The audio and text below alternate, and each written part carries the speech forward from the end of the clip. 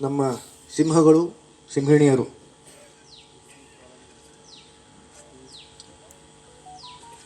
ಈಗ ಇತ್ತೀಚೆಗೆ ಅಭಿಮಾನ್ ಸ್ಟುಡಿಯೋದಲ್ಲಿ ಏನು ದುರ್ಘಟನೆ ಆಯಿತು ಅದು ಅತ್ಯಂತ ಖಂಡನೀಯ. ನಮ್ಮೆಲ್ಲರಿಗೂ ತುಂಬ ಸಂಕಟ ಆಗಿದೆ, ದುಃಖ ಆಗಿದೆ. ಈಗ ಮುಂದೆ ಏನು ಮಾಡಬೇಕು ಅನ್ನೋದರ ಬಗ್ಗೆ ಈ ಒಂದು ಚರ್ಚೆ. ಆದರೆ ನಮ್ಮ ಭವಿಷ್ಯವನ್ನು ನಿರೂಪಿಸಬೇಕಾದ್ರೆ ಅಥವಾ ಒಂದು ಕಟ್ಟಡಕ್ಕೆ ಕಲಶವನ್ನು, ನಾವು ದೇವಸ್ಥಾನಕ್ಕೆ ಒಂದು ಕಲಶವನ್ನು ಏರಿಸಬೇಕಾದ್ರೆ ಅದರ ಬುನಾದಿ, ಅದರ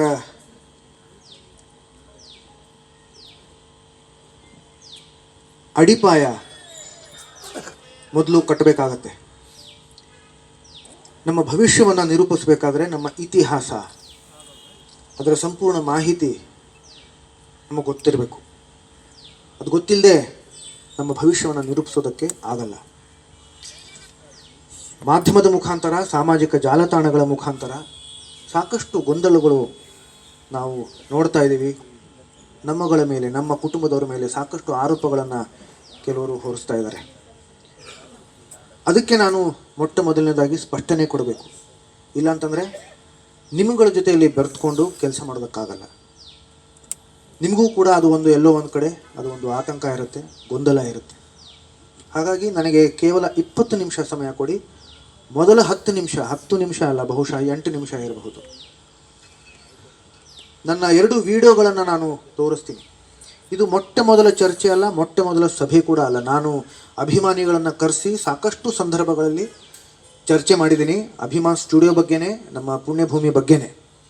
ಆದರೆ ಅದಕ್ಕೆ ಇಷ್ಟೊಂದು ಪ್ರಚಾರ ಸಿಕ್ಕಿರಲಿಲ್ಲ. ಅದು ಇವಾಗ ಸಿಕ್ಕಿದೆ. ಮತ್ತೊಮ್ಮೆ ಹೇಳ್ತೀನಿ, ಇದು ಮೊದಲ ಬಾರಿಗೆ ನಾನು ಕರೆಸಿರೋ ಸಭೆ ಅಲ್ಲ.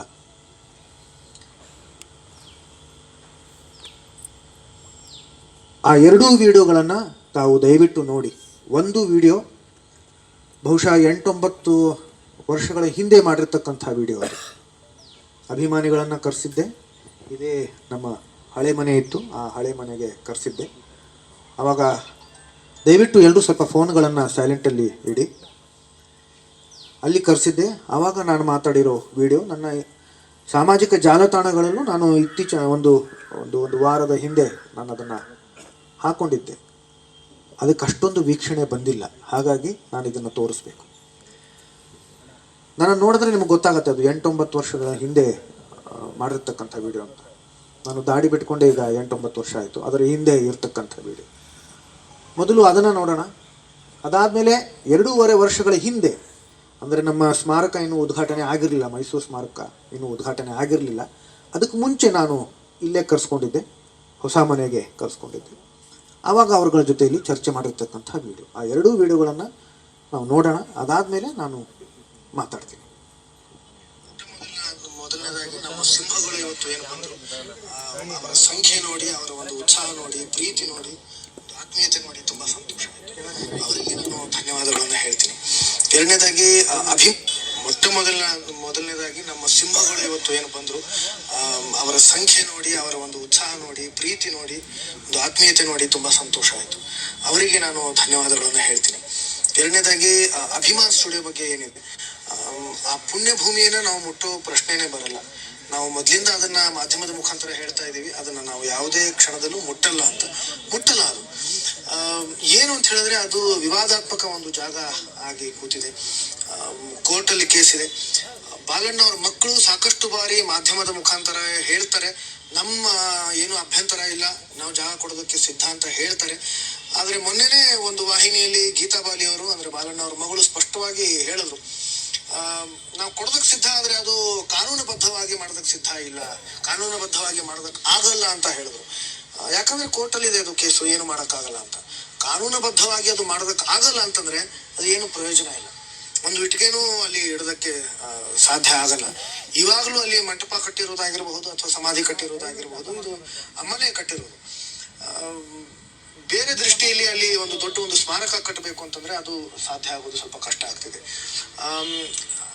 ಜೊತೆಗೆ ಇವಾಗ ಒಂದು ಗಟ್ಟಿಯಾಗಿ ಧ್ವನಿ ಎತ್ತದ ಮೇಲೆ ಸರ್ಕಾರನು ತುಂಬಾ ಒಂದು ಆಸಕ್ತಿ ವಹಿಸಿ ಆದಷ್ಟು ಬೇಗ ಮೈಸೂರಲ್ಲಿ ಸ್ಮಾರಕ ಕಟ್ಟೋದಕ್ಕೆ ಪ್ರಾರಂಭ ಆಗ್ಬೇಕು ಅನ್ನೋ ದೃಷ್ಟಿಯಲ್ಲಿ ಪ್ರಯತ್ನ ಪಡ್ತಾ ಇದೆ.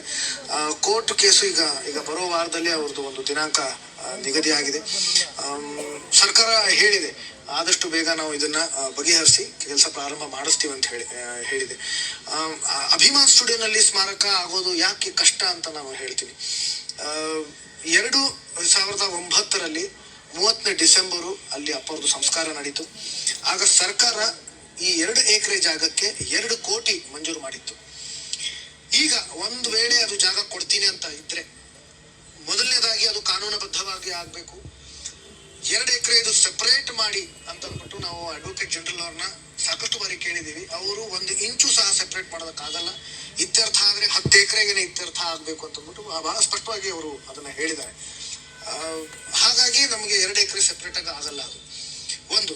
ಜೊತೆಗೆ ಸರ್ಕಾರ 2 ಎಕರೆಗೆ 2 ಕೋಟಿ ಏನು ಮಂಜೂರು ಮಾಡಿತ್ತು. ಈಗ ಒಂದು ವೇಳೆ ಅದು ಅವರು ಕೇಸು ವಿಡ್ರಾ ಮಾಡ್ಕೊಂಡ್ರೆ ಗೀತಾ ಬಾಲಿ ಅವರು 2 ಎಕರೆ ಜಾಗಕ್ಕೆ 2 ಕೋಟಿನೇ ಸಾಕಾಗಬಹುದಾ? 2 ಕೋಟಿಗೆ 2 ಎಕರೆ ಕೊಡ್ತಾರ ಅನ್ನೋದು ಒಂದು ದೊಡ್ಡ ಪ್ರಶ್ನೆ. ಬಾಲಣ್ಣವ್ರ ಮಗ ಹೇಳ್ಕೊಂಡಿದ್ದಾರೆ, ನಾವು 150 ಅಡಿ ಬೈ 50 ಅಡಿ ಉಚಿತವಾಗಿ ಸರ್ಕಾರ ಕೊಡ್ತೀವಿ, ಸ್ಮಾರಕ ಕಟ್ಕೊಳ್ಳಿ ಅಂತ ಅಂದ್ಬಿಟ್ಟು ಹೇಳಿದ್ದಾರೆ. 150 ಬೈ 50 ಅಡಿ ಕೊಡ್ತೀವಿ ಅಂತ ಹೇಳಿದ್ರೆ ಅದು ಸಹ ಕಾನೂನುಬದ್ಧವಾಗಿ ಆಗ್ಬೇಕು ಮೊದಲನೇದಾಗಿ. ಎರಡನೇದಾಗಿ ಅದು ಅಷ್ಟು ಜಾಗದಲ್ಲಿ ಅಪ್ಪ ಅವರ ಗತ್ತಿಗೆ ಅಲ್ಲಿ ಸ್ಮಾರಕ ಕಟ್ಟೋದಕ್ಕೆ ಆಗತ್ತಾ ಅನ್ನೋದನ್ನ ಎಲ್ಲರೂ ಯೋಚನೆ ಮಾಡಬೇಕು. 150 ಬೈ 50 ಅಡಿ ಅಂತಂದ್ರೆ ಬರೀ ಹೋಗೋದಕ್ಕೆ ಬರೋದಕ್ಕೆ ದಾರಿ, ಒಂದು ಪ್ರದಕ್ಷಿಣೆ ಹಾಕೋದಕ್ಕೆ ಮಾತ್ರ ಒಂದು ಅವಕಾಶ ಸಿಗತ್ತೆ. ಹಾಗಾಗಿ ಅಲ್ಲಿ ಸ್ಮಾರಕ ಕಟ್ಟೋದಕ್ಕಾಗಲ್ಲ. ಅದರಿಂದ ನಾವು ಸ್ಮಾರಕ ಮೈಸೂರಲ್ಲಿ ಕಟ್ತೀವಿ. ಇಲ್ಲಿ ಪುಣ್ಯ ಭೂಮಿಗೆ ಸಿಗಬೇಕಾದ ಏನು ಒಂದು ಆದ್ಯತೆ ಇದೆ ಅದು ಸಿಗಬೇಕು ಅನ್ನೋ ದೃಷ್ಟಿಯಲ್ಲಿ ನಾವು ಪ್ರಯತ್ನ ಪಡ್ತೀವಿ. ಇಷ್ಟು ಇದೆ. ಜೊತೆಗೆ ಸಾಕಷ್ಟು ಜನಗಳು ಕೂತ್ಕೊಂಡು ಇದು ವ್ಯಾಪಾರೀಕರಣ ಇಲ್ಲಿ ನಡೀತಾ ಇದೆ ಅಂತ ಅಂದ್ಬಿಟ್ಟು ಒಂದು ಅಪವಾದ ಇದೆ. ದಯವಿಟ್ಟು ಎಲ್ಲರೂ ಅರ್ಥ ಮಾಡ್ಕೋಬೇಕು, ನನಗ್ ತಿಳಿ ಹೇಳಬೇಕು ಇದು ಹೇಗೆ ಇಲ್ಲಿ ವ್ಯಾಪಾರೀಕರಣ ಮಾಡೋದಕ್ಕೆ ಸಾಧ್ಯ ಅಂತ. ಯಾಕಂತಂದ್ರೆ ಇಲ್ಲಿ ಏನೇ ಆದ್ರೂ ಸಹ ಇಲ್ಲಿ ನಾಳೆ ಇನ್ಸ್ಟಿಟ್ಯೂಟ್, ಒಂದು films and television institute of India ಅದರ ಒಂದು ಶಾಖೆ ಆದ್ರೂ ಕೂಡ ಮೈಸೂರಲ್ಲಿ ಅದು ರಾಜ್ಯ ಸರ್ಕಾರ ಹಾಗೂ ಕೇಂದ್ರ ಸರ್ಕಾರದ ಒಂದು ಜಂಟಿ ಯೋಜನೆ ಆಗುತ್ತೆ. ಇದು ನೀವು ಮಾಡಿ ಅಂತ ನಾವು ಕೇಳ್ತಾ ಇದೀವಿ. ಇದು ಸರ್ಕಾರದ ಟ್ರಸ್ಟ್, ಸರ್ಕಾರದ ಜಾಗ, ಸರ್ಕಾರದ ದುಡ್ಡು, ಅದಕ್ಕೆ ಮಾನ್ಯ ಮುಖ್ಯಮಂತ್ರಿಗಳ ಅಧ್ಯಕ್ಷರು. ಇದು ಇಲ್ಲಿ ವೈಯಕ್ತಿಕ ಕುಟುಂಬಕ್ಕೆ ಅಥವಾ ಒಬ್ಬ ವ್ಯಕ್ತಿಗೆ ಜೋಬು ತುಂಬಿಕೊಳ್ಳೋದಕ್ಕೆ ಅವಕಾಶ ಇಲ್ಲ, ಸಾಧ್ಯತೆನೇ ಇಲ್ಲ, ಆಸ್ಪದನೇ ಇಲ್ಲ. ಇದನ್ನ ದಯವಿಟ್ಟು ಅರ್ಥ ಮಾಡ್ಕೋಬೇಕು. ನಾಳೆ ಇದು ಇನ್ಸ್ಟಿಟ್ಯೂಟ್ ಆದ್ರೆ ಇದು ಕನ್ನಡಿಗರಿಗೆ ಒಂದು ಹೆಮ್ಮೆಯ ವಿಷಯ ಆಗುತ್ತೆ, ಇಡೀ ಕರ್ನಾಟಕಕ್ಕೆ ಒಂದು ಕೊಡುಗೆ ಆಗುತ್ತೆ. ಇದನ್ನ ದಯವಿಟ್ಟು ಎಲ್ಲರೂ ಅರ್ಥ ಮಾಡ್ಕೋಬೇಕು. ನಮ್ಮ ಅಭಿಮಾನಿಗಳಿಗೆ ಹೇಳ್ತಾ ಇದ್ದೀನಿ ನಾನು ಈ ಒಂದು ಇದರ ಮುಖಾಂತರ, ಮಾಧ್ಯಮದ ಮುಖಾಂತರ, ಯಾರು ಸಹ ದಯವಿಟ್ಟು ತಮಗೇನಾದ್ರೂ ಬೇಜಾರಿದ್ರೆ, ದುಃಖ ಏನಾದ್ರೂ ಆಗಿದ್ರೆ ದಯವಿಟ್ಟು ನಮ್ಮನ್ನ ಕ್ಷಮಿಸಿ ಅಂತ ನಾನು ಕೈ ಮುಗಿದು ಕೇಳ್ಕೊತೀನಿ. ನಾವೆಲ್ಲರೂ ಜೊತೆಲಿ ಇರಬೇಕು, ಜೊತೆಲಿ ಪ್ರೀತಿಯಿಂದ ಇರಬೇಕು. ಅದೇ ಒಂದು ದೊಡ್ಡ ಶಕ್ತಿ. ತಾವುಗಳು ಸಿಂಹಗಳು ನಮ್ಮ ಜೊತೆಲಿ ಇದ್ರೆ ಅದು ಒಂದು ದೊಡ್ಡ ಶಕ್ತಿಯಿಂದ ಈ ಒಂದು ಸ್ಮಾರಕ, ಈ ಒಂದು ಪುಣ್ಯ ಭೂಮಿ ಆದಷ್ಟು ಬೇಗ ಅದಕ್ಕೊಂದು ಆದ್ಯತೆ ಸಿಗತ್ತೆ, ಒಂದು ನಿರ್ಮಾಣ ಆಗತ್ತೆ ಅಂತ ನಾನು ಹೇಳ್ತೀನಿ.